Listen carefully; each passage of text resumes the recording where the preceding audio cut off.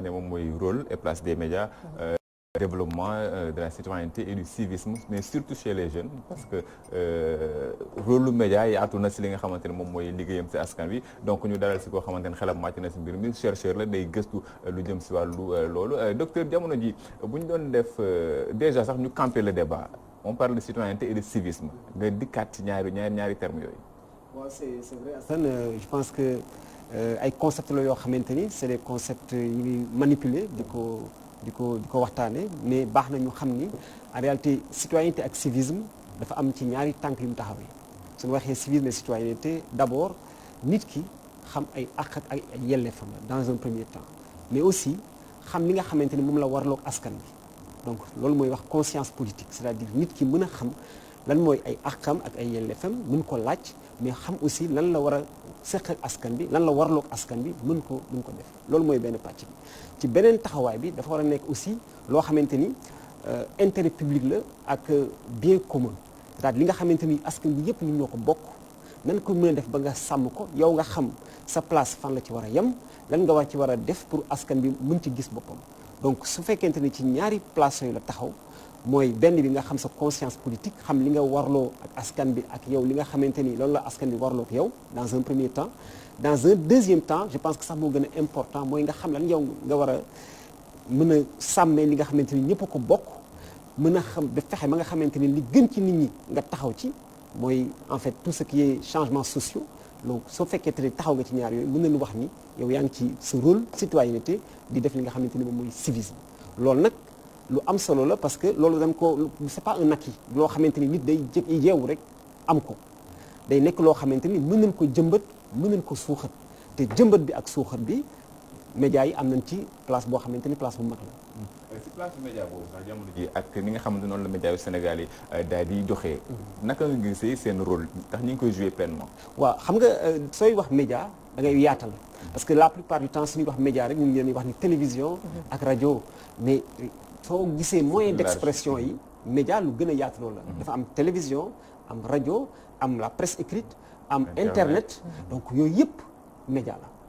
donc. mais est-ce que médias yooyu yëpp ñu ngi dox ça veut dire que dana war a taxaw seetlu xool ba xam est-ce que médias yi li ñu warloo ci rôle civisme ak citoyenneté ñu ngi koy def en tout cas am nañ jumtukaay yu ñu ko defee parce que médias yi seen rôle mooy écouter informer pare def li nga xamante ni day jokkale nit ñi ba pare indi ay soppi ci nga xamante ni noonu la askan bi di doxee donc su fekkente ni loolu mooy rôle média am nañ ay jumtukaay yu ñu ko jëlee parce que bis bu nekk ñun ñu ngi ci médias yi ñoom ñu ngi ci ñun donc par conséquent am nañ foo xamante ni foofu la ñu toll maintenant aujourd'hui suñu poser la question de manière très froide est-ce que médias yi ñu ngi def seen rôle mën na am ay jiixi jaax yoon ci mënta am parce que da ngay jéem a seetlu rek su fekkee internet bi su fekkee télévision bi su fekkee rajo bi la parce que bi ñu waxee benn borom xam-xam bu mag Sophie Dalbin ñu ne ko en réalité yan média moo gën a ëpp li leen utiliser moom ci ay recherche dafa gis ni internet bi la ak télévision bi suñu taxawee ci ñaar yooyu dana war a xool lan mooy seen contenu surtout aujourd'hui au Sénégal yan mooy contenu wala yan contenu yi nga xamante ni moom la xale yi gën a ñoŋal gën a bëgg soo ko xoolee ay la yéwén dafa nekk peut-être ay télé-réalité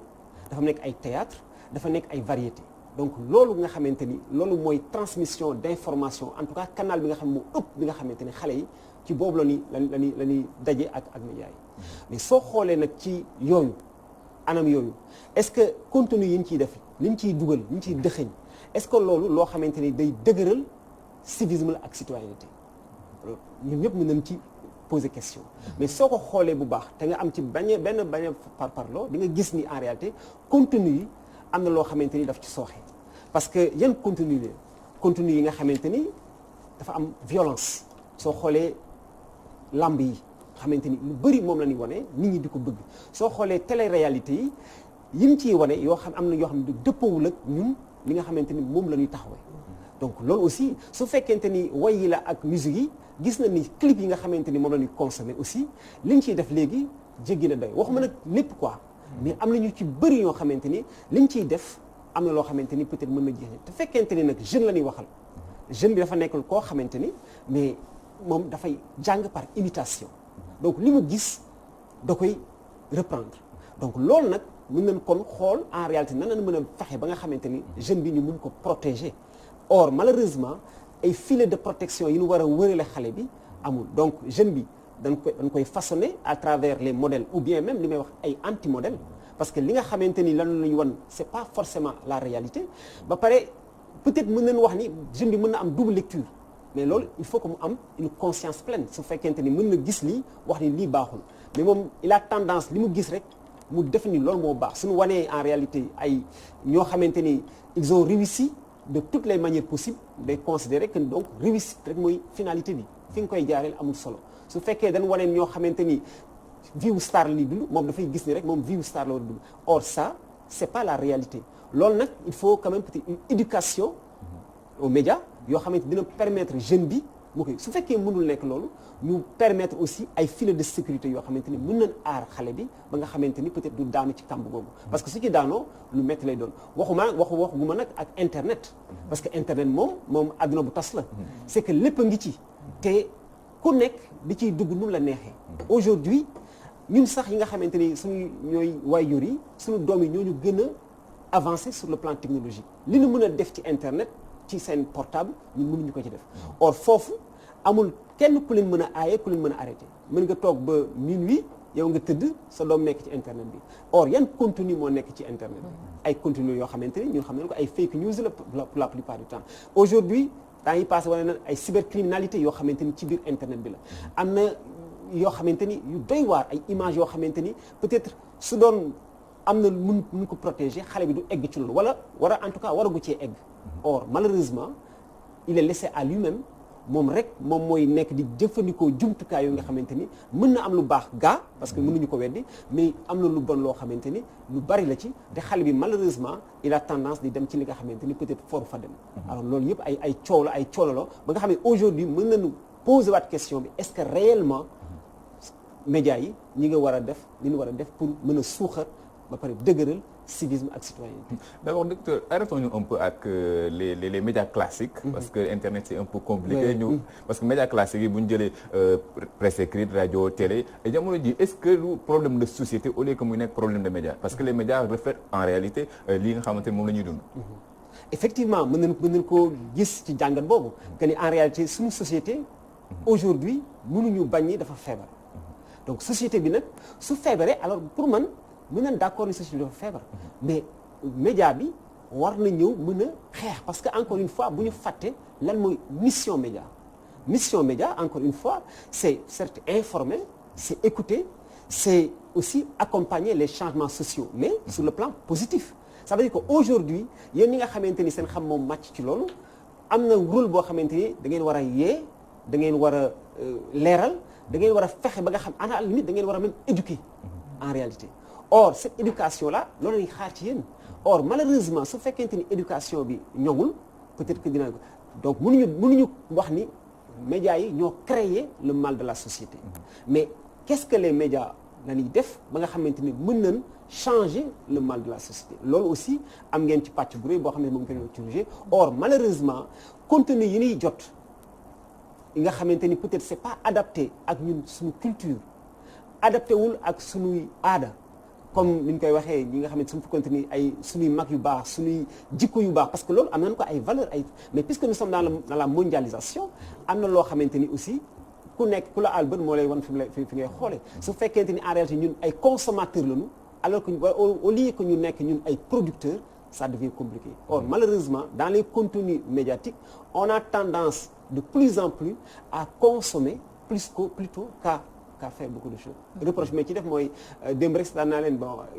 film désir boo xam moom souvent il y a des télénovelas yoo xamante ni on les consomme à grande alors on peut changer cette donne malheureusement même théâtre yi ñuy joxe de plus en plus c'est des théâtres yoo xamante ni d'inspiration étrangère la su fekkente ni ay sénégalais ñu koy jouer mais contenu bi ñu koy jouer ak li ñu ciy wan c'est pas adapté à nos réalités je pense que loolu aussi mbir la boo xamante ni de plus nag maintenant ay émissions yoo xamante ni c'est des émissions didactiques et pédagogiques dafa war a nekk ay émissions yoo xamante ni yu am sa comme petit déj comme yu mel noonu comme Diine ak Jamono c'est des émissions à encourager et à encore mettre en avant parce que ay moments la yoo xamante ni d'éducation et de pédagogie donc loolu war ngeen yéen a ngi ciy def li ngeen mën mais war ngeen ci xar seen tànk tubéy parce que ci loolu mooy ngeen di jëlee seen véritable rôle. yaa ngi wax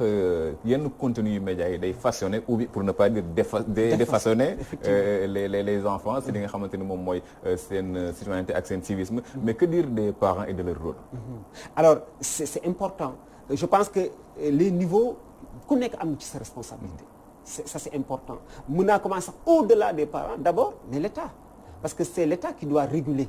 Aujourd'hui am nañ benn instrument de régulation muy Conseil national de régulation mais quoi qu'on puisse dire même su fekkee yéene bi bëri na il faut savoir que ni doole bi néew na parti dina ko wax léegi ci affaire dépigmentation bi gis nañ sorties yi ni génn temps yi pour au moins sonner l'alerte parce que loolu aussi rôle média la mais au-delà de ça su fekkente ni am nañu jumtukaay bu mel ni CNRA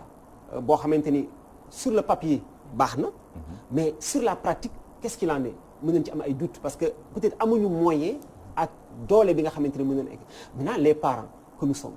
mais parents yi en réalité peut-être que aujourd'hui nous sommes ci benn société boo xamante ni suñuy jumtukaay yi amoon dañ ko commencé perdre parce que nous sommes emportés par la vague de la nouvelle société mën nga yeewu suba ba ngoon doo gis sa waa kër donc li nga xamante ni da nga laa doon toog di leen artu di leen wax lii war ngeen ko def lii war leen ko def peut-être que amatuñu peut-être dina leen ko reprocher mais société bi moo egg foofu le parent mënatul toog suba ak ngoon di surveiller mais je pense que donc am na rôle éducation de base boo xamante ni war nga ko samp def ay filets de sécurité yoo xamante ni kenn war ko dépasser parce que quand même nit aussi ak këram ak njabootam war na am loo xamante ni mën na ko ci ñoom je pense que les parents dañoo war a gën a regardant gën a protecteur ba pare di saytu en réalité xale yi li muy xool ak li muy bañ a xool je pense que loolu c'est important te waroon ci delluwaat donc parents yi peut-être que dañoo démissionner mais est-ce que c'est une démission voulue wala une démission forcée en tout cas la société a ses réalités ñun ñëpp suñu sañoon dañuy toog ak suñuy doom di lekk ak ñoom di naan ak ñoom di xool ak ñoom télévision di leen artu mais peut-être que société bi mayituñu loolu mais même su fekkee que société bi il faudra savoir faire des priorités parce que doom yi nga indi ci àdduna aussi war nga am loo xamante ni war nga ko ñoom te li nga waraloon ñoom mooy di leen protéger di leen éduquer di leen wax lii baax na ak lii baaxul parce que loolu en fait mooy sa rôle te loolu da nga ko war a jouer. Brossé nga ko sànq say wax muy le rôle de l'État par rapport à tout ce qui se passe yaa ngi koy tudd léegi CNRA ngay wax ni ay pouvoir am dafa limité est-ce qu'il ne faudrait pas donc aller si li nga xam ne moom mooy réformer ko pour avoir plus de contrôle sur les médias. mais effectivement je pense que soo gisee sorties yi génn temps yi sax nga xam ni en réalité sorties la yoo xamante ni day wane encore leur faiblesse parce que bi ñu waxee ni. génn na pour interdire la publicité de la dépigmentation moom ñoom dañoo wax ni non mais du ñun ñoo ko def mais c'est le code de la presse ci lañ ko bind ça veut dire que en réalité ñun on en fait que c'est comme si pour man ay excuse la pour man c'était un moyen de dire oui ñun on l'a fait on l'a dit et on l'assume mais oui c'était l'occasion de montrer en fait mais je ne dis pas qu'il s'est caché en fait derrière le code de la presse pour dire donc c'est pas moi c'est le code de la presse qui l'a dit moi je ne fais qu'appliquer mais je pense que CNRA war na gën a am taxawaay bu may nañu ko nag ay pouvoir de sanction yoo xam ne mais jusqu'où peut aller cette sanction là su fekkee ne amul police de régulation de contrôle on ne dit pas la censure mais on dit le contrôle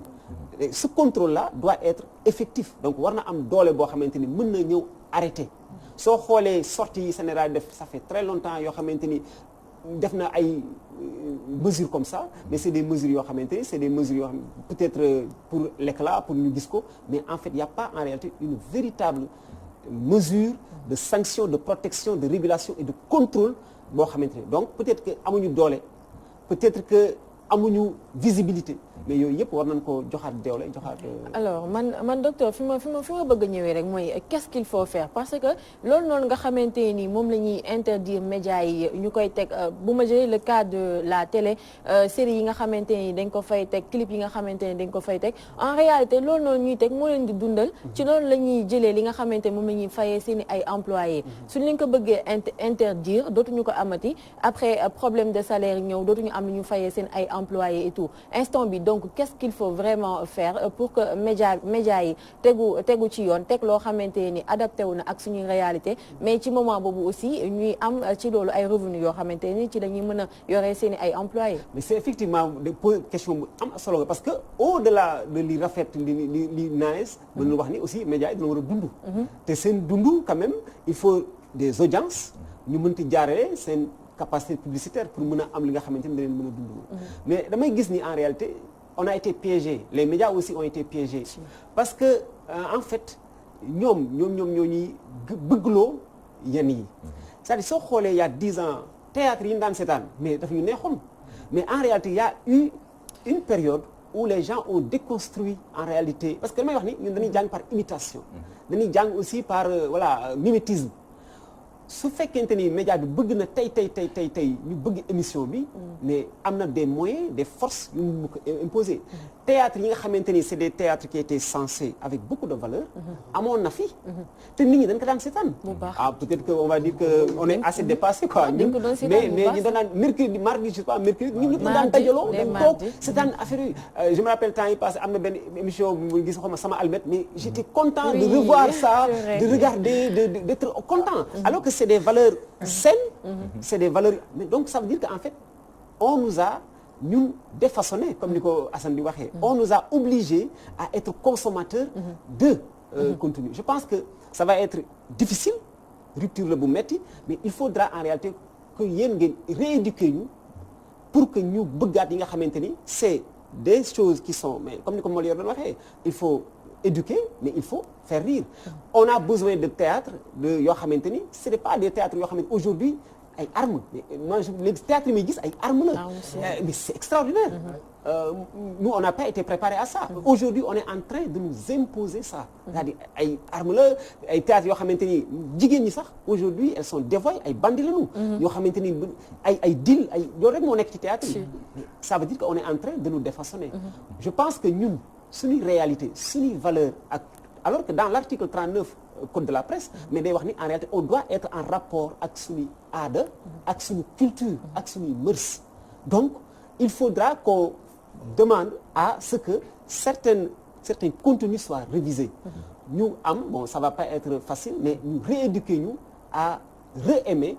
yi nga xamante ni c'est en rapport avec nos valeurs parce que ci loolu mooy mut bi ci loolu rek la mën a am li ma koy dëggalee kii li muy wax ne li ma koy dëggalee c'est que dafa am loo xam ne ñun dañu ko imposer par force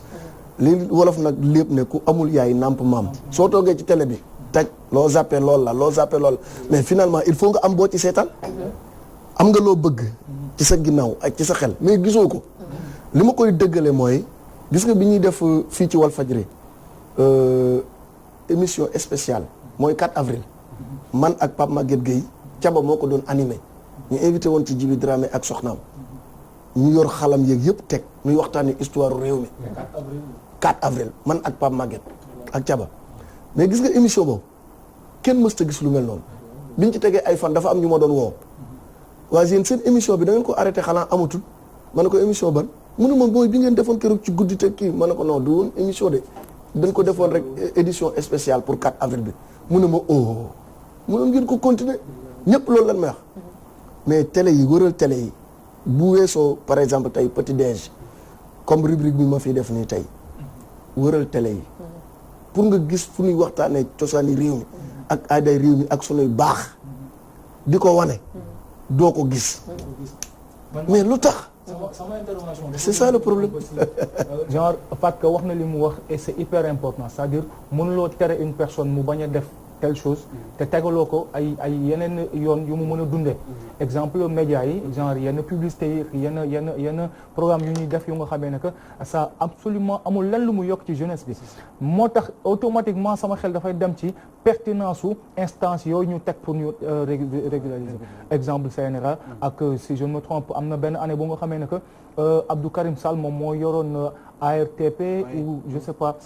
xam nga merci beaucoup mais bon ñëwoon na je pense am na sax ay mbir yu nga xamee jotoon na fi xew Assane il s'en souvient ba mu ngi ree xam nga donc à part acte boobu ma ko mës a gis mu def dem si benn média ne alors dañuy arrêter seen kii musuma gis beneen acte boo xamee ne que def nañ ko en tout cas CNRA à part di alerter ak di fàttali gisuma leneen lu ñu def alors ñi nga xam ñoom ñooy ARMP aussi même chose dañuy dem sax ba à la limite dañuy gis exemple ONG Jamra ñoom ñooy génn di wax ne que lii ça ne colle pas à nos valeurs xam nga te buñ ko defee ñoom ñi nga xam ñoom ñoo waroon def le travail ñoom dañuy toog croiser les bras di seetaan et gis nga après jeexital yi muy am na benn film bu nga xam ne mu ngi dal si benn télévision ONG Jamra bi ñu génnee décrier est-ce que dégg nga après CNRA mi ou bien ñoom waa ARMP ou bien ministère bi yor wàllum audiovisuel ñu wax ci yi amul